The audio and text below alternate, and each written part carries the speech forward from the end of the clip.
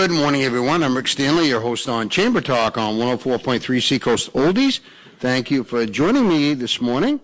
My guest today is Joe Sudit, and he is the owner of Jazz Boxing down in Berwick. If you haven't been to his club, I tell you, it's pretty neat to go see a ring inside a building like that with boxing going on and weightlifting and all kinds of training and things like that. And Joe's been a guest before. Twice, I think, because in the last year or so, we've had boxing in Sanford, Maine, and that's what we're going to talk about in a minute. But before we get there, and before I get Joe to tell us what's up with the boxing coming up in the next week or so, I want to just mention that if those of you that don't know, that the Greater Sanford Babe Ruth All-Stars are going to the Babe Ruth World Series. Now, that's quite amazing in itself. They won the New England Championship, and in the next week or so, they will be off to Branson, Missouri. And so, obviously, and we wish them well and congratulate them, coaches, families. I've been there with teams and been part of teams over the years, and it takes so much of an effort from the community and from families and whatever, just to have a league, just to be able to play ball in the summertime or any sport in the summertime. So we want to congratulate the Sanford Babe Ruth All-Stars who come from all the surrounding area, like Sanford, Springvale, Acton, Alfred, Lyman, Newfield, Limerick, and Waterboro. That's what makes the players that make up the team. There's a significant financial challenge to be able to go to Branson, Missouri, on August 6th to compete in the Babe Ruth World Series. The tournament expenses, they expect them to be or exceed $50,000. Now, they've been fundraising for a little bit because they won this New England Championship in July, on July 12th. So they've had a little time. But $50,000 is a substantial amount of money to raise. And these kids deserve to go, and they're going. One way or the other, they're going. So it's a once-in-a-lifetime opportunity for players from the Sanford, Springvale, Acton, Alfred, Lyman, Newfield, Limerick, Waterboro area to go. And so we're reaching out to my listeners and others that if you are interested in supporting this project, which is, let's face it, it's substantial. All contributions are tax deductible. If you're able to contribute and would like more information, I'm going to give you some contact people. One is Kevin Dew, Kevin D.O. Dew. His phone number is 207-712-2558. Or Chris Hill, his number is 207-252-1183. Everybody wants to thank anybody who's considering a donation for these hard-working athletes, and your generosity will help them represent the community and our region on a national stage. So congratulations. They're all stars for sure, and it will be great for them to represent our area in the Babe Ruth World Series. So that being said, if you hear this announcement and you didn't have a pen to write down the names, I've got the information here at the Chamber. You can call the Chamber office in Springvale, and I will repeat that information. The other thing I want to talk about before I get to Joe is that we've been having some great success with our music on the patio in Springvale, which is every Friday, as long as it's not raining or something crazy like that. But every Friday from noon to 1 o'clock, throughout the summer, right into the last week of September 5th, right now, we have music from 12 to 1. You bring a lunch, bring a chair, although there's seating there as well. But it's very shaded in the front of the library with a beautiful lawn and a nice stage. And come enjoy some great music on our patio, on their patio, the Springvale Library's patio, every Friday from 12 to 1 p.m., 12 to 1. We have sponsors for those events every week, and we want to thank them. I thank them every week on the Chamber Facebook page, which is another way to learn more about what the Chamber and the community is doing.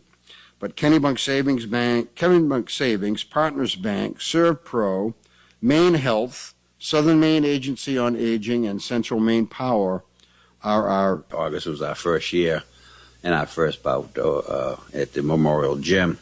So on August 16th, we will be holding a fundraiser for jazz boxing. Okay. This keeps the club going because a lot of kids have no money and they come for free. We have some to help support our other programs. Battered women program.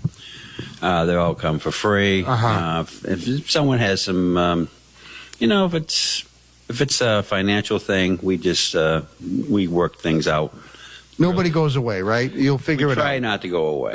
We'll try to help anybody we can. Yeah, because your club deals with a lot of kids that don't have opportunities elsewhere, right? They don't. So a lot of kids come and try to build their confidence and everything else, just learning. All right, no one has to compete, all right, ever. Boxers that do compete, that just helps us out a little bit more. But other than that, no one has to compete. So they can come in and do and learn how to box, right? But don't have the pressure of having to be in the ring with somebody else, or... Oh, basically, yeah. They'll learn everything as a boxer would. Okay, it doesn't have to be youth. It could be adults. It could be older adults, too, and everything else, okay? A lot of kids that we put in the ring, they'll throw punches at the licensed boxers or some of the coaches where they don't get return fire. Okay, so they have fun, they have return fun. fire. I like that. They don't get hit, so they like hitting back on the thing, and they can learn their skills that they've learned from the outside of the ring. You learn it in the inside of the ring. You put it in the inside of the ring. You have anybody my age? We do. Dr. Bob, my good friend. He's been with me for a lot of years. He's really a good advisor, like a concierge, him and Rob Everly. These two gentlemen with me for a long time. Rob's in his late 60s. I shouldn't say that. He's probably 65. But Dr. Bob's like in his late 70s. Goes in the ring? Punches around a little bit? Oh, God, yes. Yeah? Yeah, they still do. And they're characters. They really are. They're really good guys. Well, I've been down to your facility down there when we cut the ribbon. Yes, we did. A couple years ago now. And I was so impressed because, not many people, I'm going to think, around here have even been up that close to a real boxing ring. I mean, to me, that's impressive to me to go in and there's a boxing ring with the ropes and the corners and all that. It's quite interesting to me. We have like a lot of youths that'll come in and first time, and sometimes they have like a little brother of themselves, and when they're just inquiring, they'll say, "Can I go in the ring?" We let them go in the ring, and then all of a sudden they're trying to jump on the ropes like WWE. Yeah, they're watching. Wrong sport, guys, but you're okay. Yeah, they're bouncing off the ropes and this and that. Well, it is kind of cool. It is. So basically, so the kids have a lot of fun and everything else. Okay. A lot of all the trainers, background checks. There's no pedophiles there whatsoever. Well, you have to keep an eye on, you have to protect yourself for always, and you do a great job at that. Everybody's vetted, I would assume you'd call it. But yeah, it's like I said, it's not like the old days where the boxing, if you're competing where the matches went a little bit longer than they should have. Today, there's a rule, stop at one punch. One punch earlier. Okay, that's the main rule. Yeah. So some of the matches, sometimes we get stopped a little earlier, and people go, "What's wrong with that?" And it's like the referee himself didn't like something. I took the referee courses and judges courses myself. I've been a judge myself, been a referee, just to see what they look at. Yeah. And now you fully understand when a judge makes a decision or a referee stops something, you have a better clue. Some coaches don't have any idea. They know how to train boxers, but they don't know what the referees do. Wouldn't know what they see. Okay, because the referees are very close to the matches at all time. Everybody else sits back and they watch. Okay, so the referee sees a lot and he makes a decision. Yeah, and sometimes you sit back and you just grin your teeth, but in your heart that they did the real thing, the right thing. So watching it on TV over the years, and you see flurries of punches, and this is not amateur, this is pro boxing, and might be a big match out of Vegas or who knows what, televised, you get to see one or two, and you think you didn't see anything until they slow up, do a slow motion of what happened in the last round, and then you go, whoa, some of these connections you don't see because they're so quick, some of these guys. They are, and then other times you wonder how they actually, take that. And some of those punches are cushioned. When you're moving the head, okay, and you get hit, okay, if you, as the punch starts to hit you, if you move your head with the punch, away from the punch, it actually takes half the blow off, yeah. okay? If you try to stand there like a rock and get hit, well, that's going to hurt a little bit more. Yeah. So by keeping your head moving and everything else, okay, it's less chances of getting hit. And if you do get hit, you're in emotion, so you're actually getting pushed. So it looks I wouldn't have even thought that. See, that's why you're the pro and I'm not. Well, now, professional boxing, obviously, they're not wearing head protection and such. But your jazz boxing is amateur boxing. Amateur boxing requires headgear, okay? Yeah. It's a pro and con right now. It's still an argument. Some people, like at the Olympics and the international amateur level, cannot wear a helmet now. Really? They don't want to wear a helmet. And they feel that the match could be stopped a little sooner versus having the extra protection on the head. Wow. So there's the big argument. It's a big discussion. They can't answer it. I mean, they've done some head things. And it's the mind. And it really just... Yeah. How about, so the Olympics? I can't remember. Are they Olympics they're wearing... No, they don't wear headgear. They don't wear headgear? No more. Last couple of Olympics they turned it away. Okay? No kidding. Yep, no, headgear's off. So that's what happens with the military, okay? The military now can no longer participate in boxing because military has a law that in the military rules, they must wear headgear. Uh-huh. So they used to be able to compete in the Olympics because of had the headgear. Now the headgear is off. The military, they're still military. Yeah. So they can have to follow the rules of the military first and then the Olympics. Uh-huh. They cannot take the helmet off. So taking some people right out of the ring right doing now. that. They may change it, but right now they're not going to change it right now. So a lot of the last couple of Olympics, the military did not participate for that reason because they still have to wear headgear. Uh-huh. Okay. So August 16th is coming right up. Yep. And I've been to two of your events. One was a Golden Gloves event. One was the Golden Gloves. That was cool for the in Northern itself. New England Golden Gloves. We have that. We are the director for that. That's a 2-part weekend. Sometimes it could be 3, depending on how much the participation is. If we have to do a third week, then we have to do a third week. Uh-huh. And they qualify for the next level of... The next level is at the New England title, and then from there, if all the opens will go to the national titles. Wow. All the novice that win the New England title, that's all they did. They go as far as the New England title. Now, just being curious from the last Golden Gloves you had, do you remember or know any of those that made it to the nationals? I know the clubs came from all over New England to compete here in Sanford, Maine. Well, we have Maine, New Hampshire, and Vermont. We actually had sent a couple of Portland boxing went there. There's a young lady, Kate Kurtz, and Elias. I can't even say his last name. Bess. Anyway, they both participated in the national level. They were out of Portland boxing. They had. See, that's another point I didn't even to bring up. Women boxing. Yes. I didn't even, We have a women program on Saturday morning. It's 8 to 9. Uh-huh. And it's strictly, other than the instructors, it's the women only.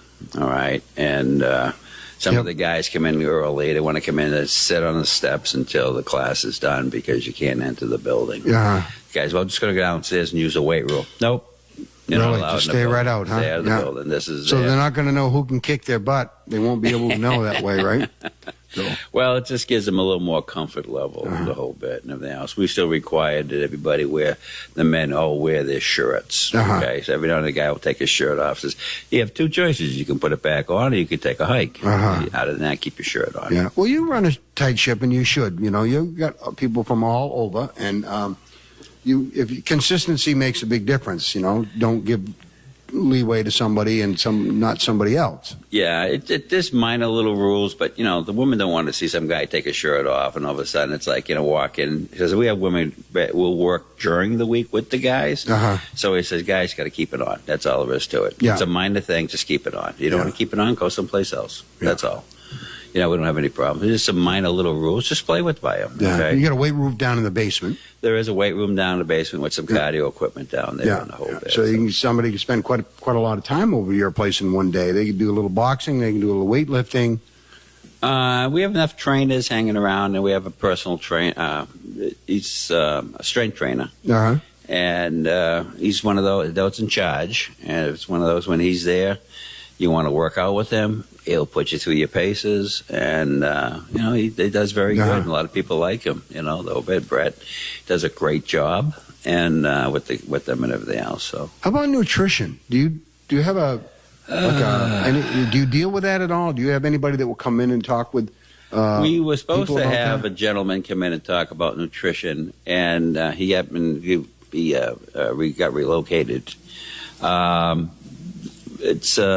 We will periodically put on say, okay, we're going to bring someone in, either be like for that particular guest speaker guest speaker for nutrition and everything else, and he just didn't make it because he got relocated and the whole bit. I got to think boxing. Watching it is a spurt of energy, a lot of energy, and these guys must be just trying to pound some energy stuff into them, you know. Yeah, it's sometimes with nutrition you find out that what you've been doing all this time has probably been wrong, and a nutrition guy can straighten you out. We've had that happen in the past where someone was trying to lose some weight, and then it got to the point where they plateaued, and they said, well, I can't. You know, I said, then you probably need to talk to a nutritionist. Because they'll probably get you over the hump. Right. Okay, there's something that is not working, so you need to talk to a nutrition. So they're very, very valuable. Okay, man or female nutritionists, they're very knowledgeable. Their knowledge is great. So you like the Memorial Gym as your location for your? We do, actually. We outgrew the other place. We physically outgrew it. That was over Somersworth, New Hampshire, Tri-City Christian school over there. So we're slowly building up again because it's like a new era. It's a new venue right here now in the new area. You got plenty of parking at the Memorial. There's plenty of parking. Right, there's plenty of seating. You know, I mean, that was the factor that we ran into. The attendance, okay, what I'm saying is that you only allowed so many people at the school. We only allowed like 500.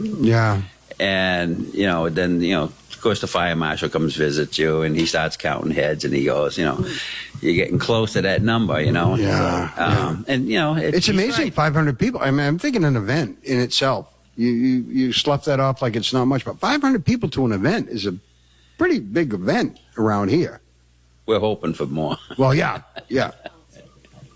That counts everybody, too, because you got to count all the boxes and everything else. Yeah, okay? but still, that's a lot of people. You figured every bout, it's got six in it, not counting the officials and everything else, okay? So the spectators get narrowed down because you've got, you know, if you've got 20 teams there, or 20 boxes, that's a lot of people right there. They're coming. You have to count those in that number. Okay. So and they bring an entourage, right? Family, friends to watch. Whatever they bring. Junior or buy tickets, and they come down to watch out, and then so you have to watch the numbers at the Memorial Gym. The number's pretty big right here. You know, I mean, at the seating capacity upstairs at 2,200 for the bleachers, and then you got the floor. So you put chairs down on the floor so they can be ringside and floor seats, so you're a little bit more closer. Some people like the bleachers. The seat's a little more comfortable than a bleacher, so if you're going to buy a bleacher seat, if you have one of those bleacher backings there that they have, I bring that with you. Yeah, I can't sit that long in a bleacher. I got to stand up, walk, or do something because they're hard. Yeah. But you do have nice seating around the ring itself, so you can see really up close because, like you said, I've been to both of them, and I hadn't been to a boxing match in my life, so I was interested when you were having it anyway, and then I went with Becca LaPierre because she's a boxer. She's a boxer Yeah, herself. she's a boxer herself. And out of Southern Maine. Yeah. So we went both times, and it's just really fun. It's really fun. So Sanford's an old boxing community anyway, in the old days. It was, and a lot of them were. We just actually, one of the women's who comes to our place on the women's class, she's actually a veterinarian, and she's a professor at UNH. And she was saying that her great-grandfather or great-great-grandfather was a boxer, and she's from they're from Sanford and the whole bit. So, and she had said the name, so I told her, just get a picture of him. And I said, just put a little caption, and we'll hang it up. Yeah. Okay, we hang everybody's, if we got a grandfather or an uncle, you want the picture to be hung up, just bring it to us. Yeah, We'll I'm sure some people around listening today will have some of that because, again, I bring it kind of back the Sanford Drags. People remember the Sanford Drags. And, of course, my kids would have never seen it. It was done in the 60s. But those that remember that, I was a little kid. I saw the other day a picture of Impala, I think it was, racing down Sanford Drag. Somebody that had done it posted a picture on Facebook. So, that type of thing. You'll probably get people that will have pictures of some relatives or friends or whatever that boxed somewhere in the early days. Yeah. And we'd be more than happy to put them up. Just put a little caption so people can read who they were, and who your grandparents were, your grandfather or your granduncle or something, or whatever. Okay, we'd be more than happy to hang them up. Okay. You've been doing this how long, Joe? Oh, don't sound like that.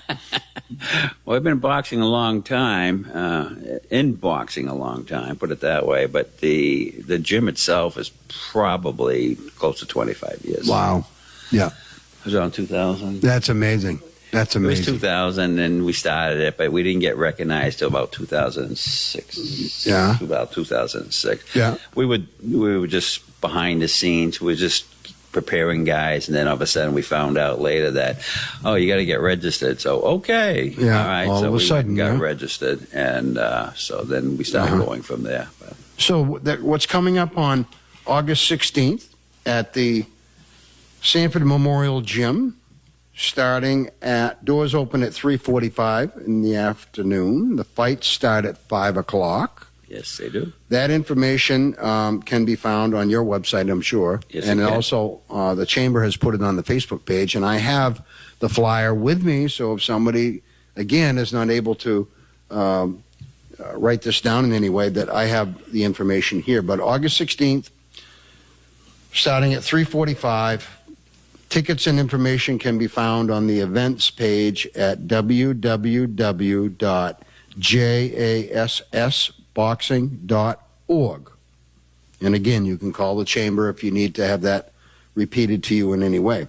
How many? Do you have an idea how many bouts you're going to have, Joe? Right now, we've got close to 18 bouts right now. We have a team coming down from New Brunswick, Canada, and they're bringing almost 8 fighters down for the show. Wow. This is the first time for us to have a Canadian team come down, and hopefully we'll have a good relationship. Right now, with the political world. Well, they're going to want to kick the crap out of each other now, right? So they don't what's going to happen. They don't want to be the state of international boxing in Sanford, Springvale, Maine. So yeah, they're coming down, and there's another kid from Woodstock, Canada. And he's all matched up too. So we have Maine, New Hampshire, Vermont, Connecticut, and Rhode Island, Mass also. Coming down. So 18 bouts. What a night. We're praying that we can keep the 18 bouts, but in boxing, it's one of those things that I started off, I almost had 24 bouts, and I've lost a few already because... Sounds like my golf tournament. Yeah. It's one of those things. One guy called, he says, one of the kids can't box, is what happened. He says, he broke parole, you got to go back to juvie. Oh, no, yeah. But then there's injuries in between, and somebody pulls a muscle, and next thing you know, they can't come and whatever. I deal with it. Events I've got, it's kind of funny because a golf tournament, I'll get a team, I can't come now, and they go back and forth. But even so, at the moment, you've got 18 bouts.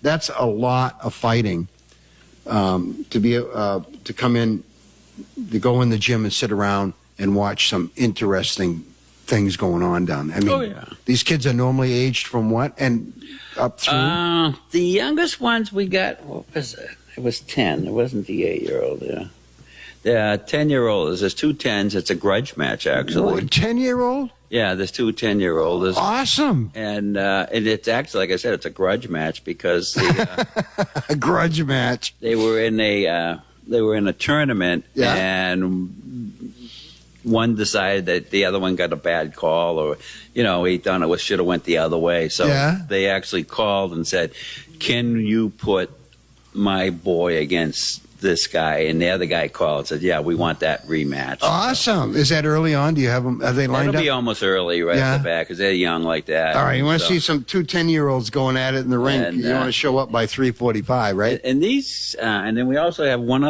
couple other grudge matches, believe it or not. I mean, when I say grudge matches, don't take it the wrong way. It's just that they fought a couple of times and they thought like this is the rubber. Have the rubber match for them. Awesome. We've got, I think they're 15-year-olds, but these kids got almost 25 fights. Wow.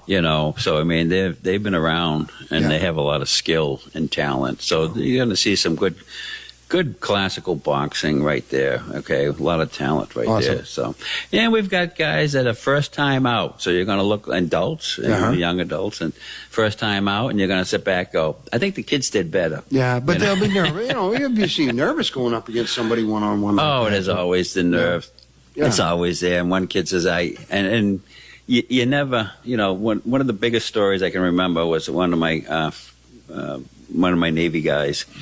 He was out of Buffalo, New York, and he was fighting the Golden Gloves in Vermont at the time. That's where it was for the North. And when we started leaving the stage, you had to go down from the stage, you had to walk across the floor and then go up in the ring.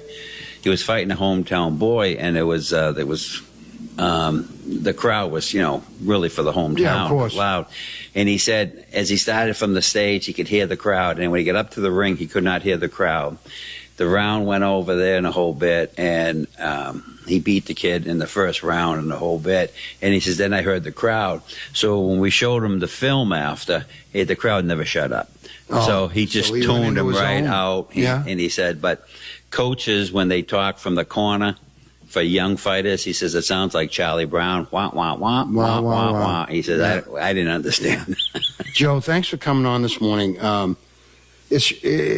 Anybody interested in some fun and some really good athletic event that you want to come to Jazz Boxing? It's their annual fundraiser, August 16th, Sanford Memorial Gym on Main Street.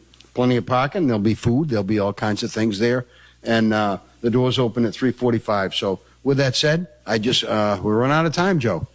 So thank you for having me on. All right. And I'm Rick Stanley, your host of Chamber Talk on 104.3 Seacoast Oldies. Hope you enjoyed my conversation with Joe Sudit of Jazz Boxing, and hope you join me again next week on Chamber Talk. You've been listening to Chamber Talk with Rick Stanley, the weekly program from the Sanford Springvale Chamber of Commerce. Tune in next week for another edition of Chamber Talk on Seacoast Oldies. Here's the York County forecast on Seacoast Oldies. Patchy fog this morning will be followed by mostly sunny skies with a high near 88. Clear to partly cloudy tonight with patchy fog returning late with a low near 60.